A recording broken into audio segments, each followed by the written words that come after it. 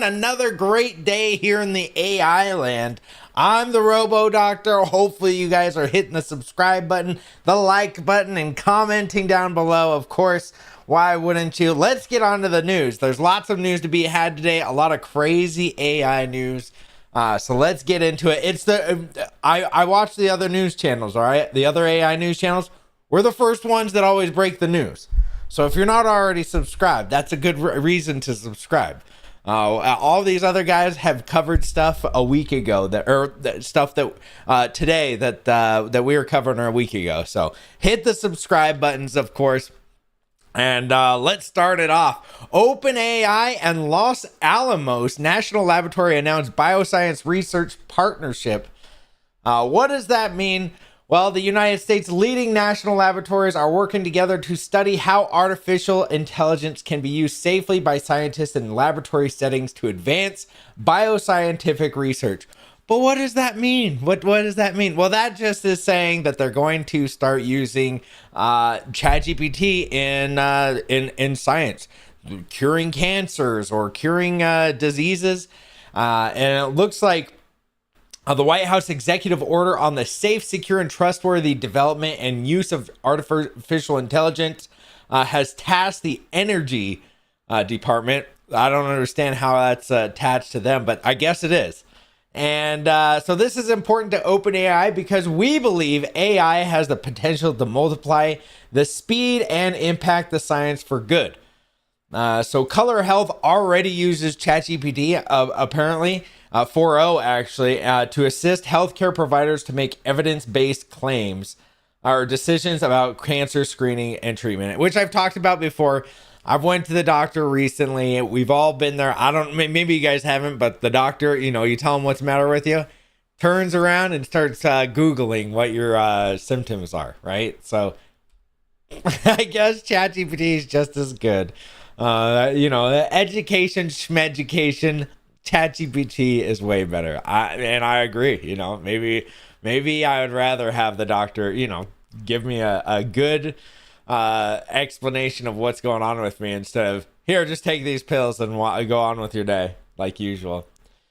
So the Los Alamos National Laboratory Bioscience Division are working on evaluation study to assess how frontier models like ChatGPT 4.0 can assist humans in performing tasks in physical laboratory setting through multimodal capabilities like vision and voice. So down here, they just pretty much talk about some of the tasks that they're going to give to these scientists, which, in vitro centrifugation by examining so it's just talking about some experiments that they're going to do with not only PhD scientists but actual real or just kind of like novice guys, new dudes.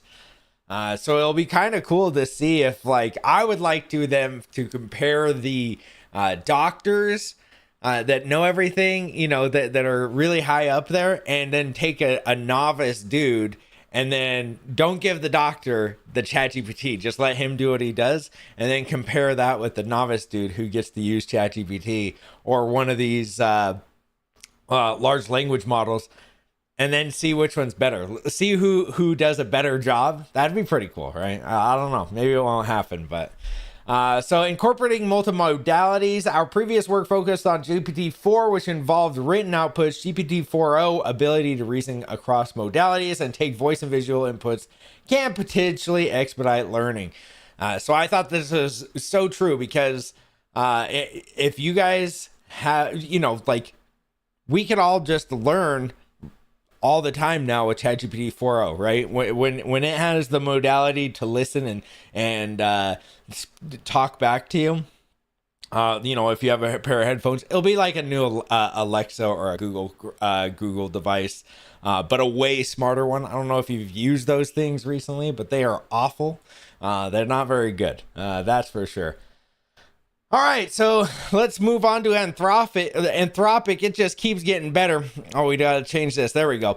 So Anthropic is just getting better, guys. It's doing some crazy stuff. Not crazy, but if you guys have used some of the artifacts, now you can use or publish your artifact and you can remix the artifact, which is cool because, if somebody makes a cool little game, here's one of them. The Claude's Closet is somebody made this. I can actually go down here and press remix, and we can actually remix it to something that we'd like to, add to the code. So you can remix it and make it kind of your own game or whatever. And I think that's pretty cool. I think that people are going to build onto this, and we're gonna, get the hive mind going on it. And I think people are gonna build some crazy stuff inside of Claude, right? So I can't wait to see some of the cool things that people come up with. And, they've got this Claude's Closet already, but now, there we go. You just add gold chains. Now, you can make it a Mario clone if you'd like, or, some Metroid. I'm having a Metroidvania. I've seen people do like a Mario clone already, but so there you guys go. Also, fine tune in Claude 3 Haiku in Amazon Bedrock. So in Amazon Bedrock, they've already made it so you can fine tune it. Your prompts. It's a technique to improve model performance by creating a customized version of the model. You can train the model to excel at highly tailored workflows. So pretty much, Amazon, please do not, use your customer service. Use real people from now on. As I talked to you guys a couple of days ago, it was awful talking to customer service last time. It was awful. Okay. I just was really upset with Amazon because I had to call, or I had to get in contact with them about a customer service thing. I had a refund, or they missed a package, so I had to contact them. Good luck even trying to find the number or the chat thing, but I did. And then when I found the chat thing, you could tell that they were using some kind of GPT, and it was just like, dude, and I honestly just had to click through it until I could finally talk to a real person. And then when I got to talk to a real person, it got handled. But at least I think it was a real person. Maybe it wasn't. So, but they're saying that it's their accuracy is almost at 100%, which is improvement is about 18.1%, and the prompt tokens are down 89%. So they're actually getting better. Better turnouts, and it takes you less tokens, so that's actually good. By customizing Claude, we've seen a 73% increase in positive feedback for our agents' responses, and 37% improvement in key performance indicators for telecommunication related tasks. So anybody that works at a call center right now, man, it sucks. All of it, everything, right? Jobs are going to be just going out the window here soon because telecommunications sounds like it's gone. Truck driving at some point. I mean, yeah, it kind of it's crazy. It's getting crazier. They also did a new evaluate tab, enables you to automatically create test cases to evaluate your prompts against real world inputs, modify your test cases as need, and then run them all in one click. So I haven't tried this one yet. But this is pretty much what the Amazon Bedrock is doing. Probably nothing that is low level, but it's pretty cool to kind of see what they'll implement probably here in the next few months in some of these call centers, because it's coming. So yeah, we just looked at the Remix artifact. There you guys go. Remix artifact right there. And let's see. Okay, we already checked this out. All right, Microsoft and Apple quit OpenAI. So Microsoft and Apple have decided not to take board roles at the OpenAI, highlighting the increasing regulatory scrutiny over big tech's influence on AI. So they quit, guys. They pretty much were like, oh, I don't know why. It doesn't really say. But it says regulatory bodies in Europe and the US had raised concerns about Microsoft influence over OpenAI, prompting one of the world's most valuable companies to demonstrate a more detached relationship. So, I am happy about that, right? Microsoft and Apple, it's I don't know. It doesn't matter really. It doesn't really matter. These guys are gonna figure it out on their own anyway. So yeah, I mean, yeah, still, I mean, they still have government officials on their board, so it's not like they're not doing some NSA work on the back end, right? All right, an autonomous factory, no humans involved, and one phone per second, 24/7 right now. Consumer products will become cheaper. So at Xiaomi, or I can't pronounce the name, Xiaomi, I think is how you pronounce it. They have an entire factory now that is run with no humans, and they are putting out one phone every second. Okay, that's pretty crazy. It's gonna be crazy when when this comes to America. Again, the jobs. People aren't looking out for the jobs. People used to manufacture these. People used to have to fabricate this stuff.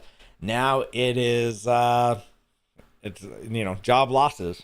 So this is kind of this is one of the reasons why I like to keep up with this stuff, to kind of know what's about to happen in the next few years, because you can see the writing on the wall with a lot of these things. People will rather pay robots that can work 24 hours a day, 7 days a week, never call in sick. They might have to get repaired once in a while, but they can work 24/7, so it doesn't really matter. It pays off a lot faster, which is scary, right? We need to start talking about job disruption and what happens when nobody has jobs anymore, right?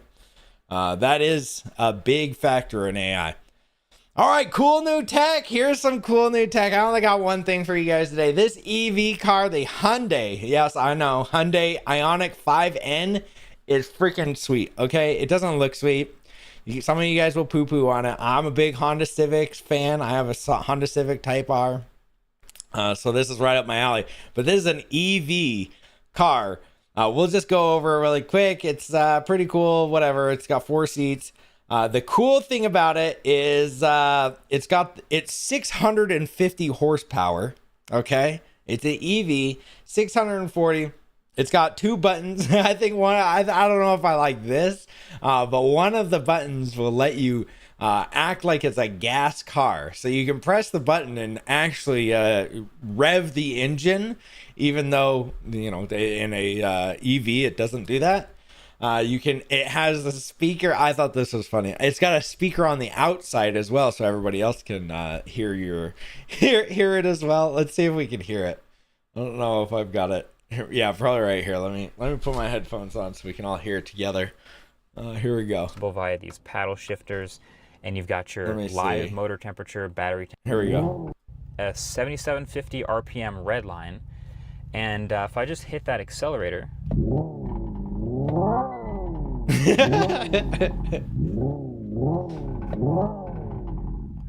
I mean, it sounds cool if it was a real car, right? Like pumping it into the speakers.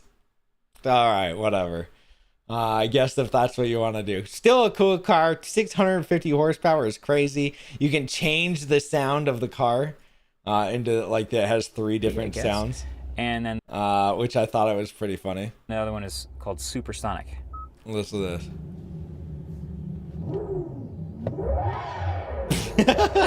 Sounds like something off of StarCraft 2. Sheesh. All right, Neuralink. Let's check out Neuralink. So Elon Musk and his company, or his product Neuralink, had a live stream today for about an hour.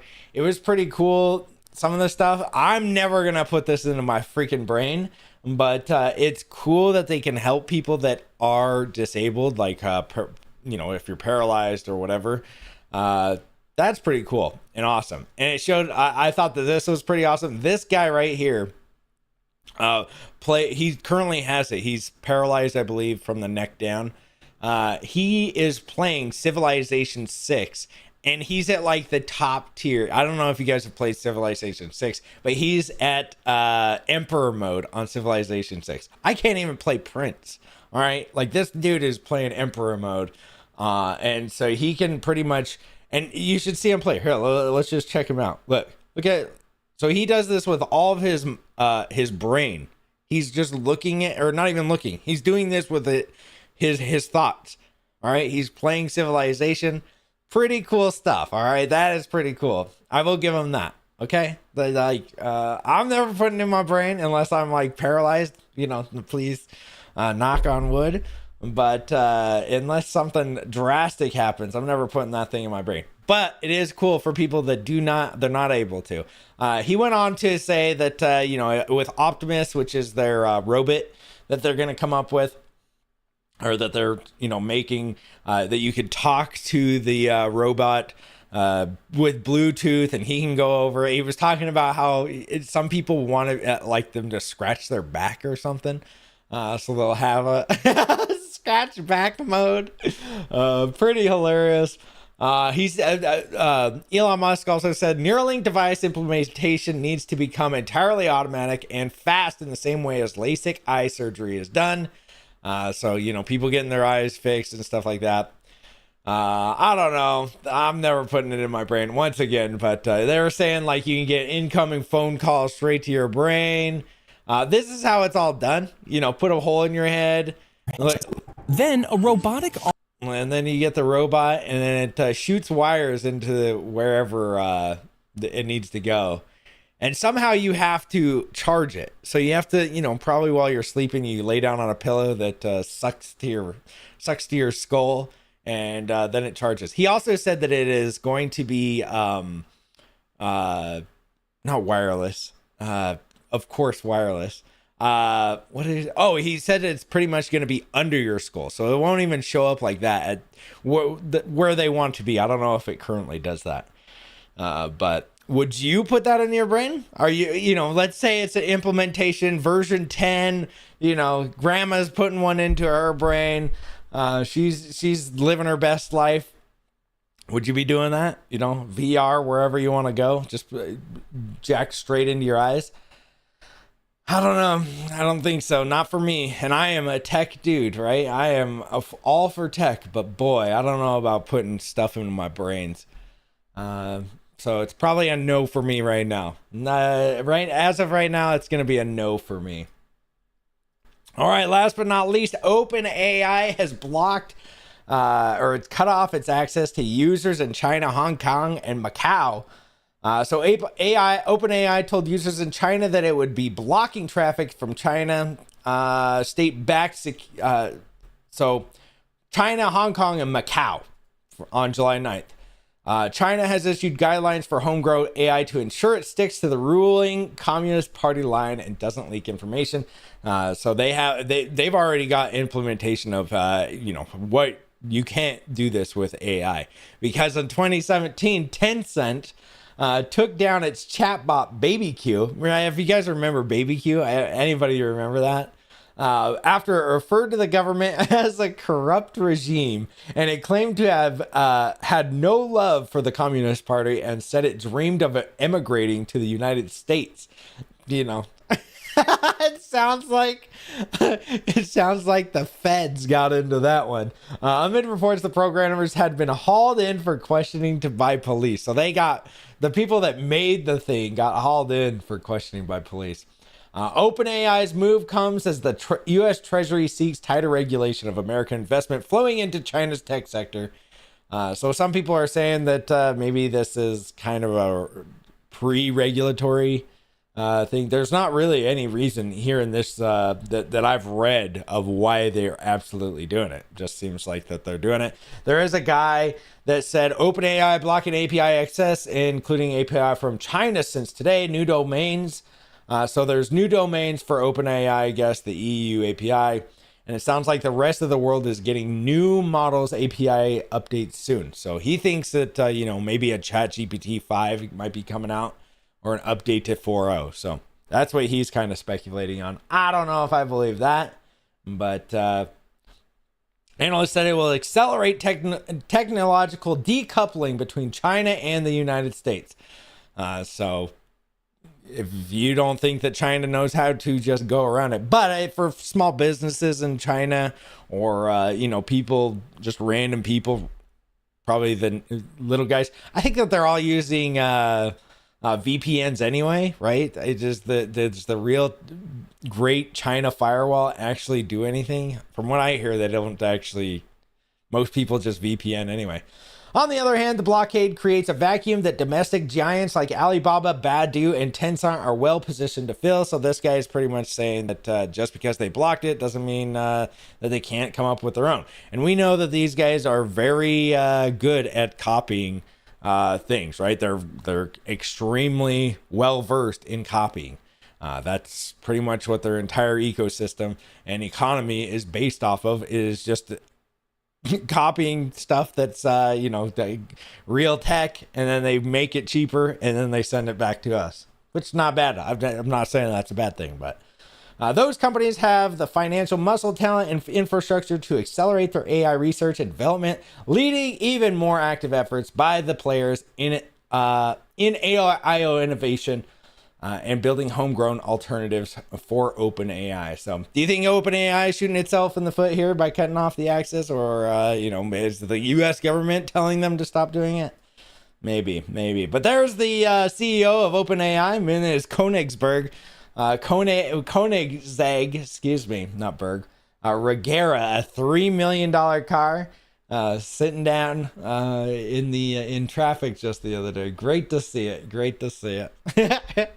All right, well, that's let me see. Let's get to the chat. I'm sure there's lots of chat today. Let's go ahead and check it out.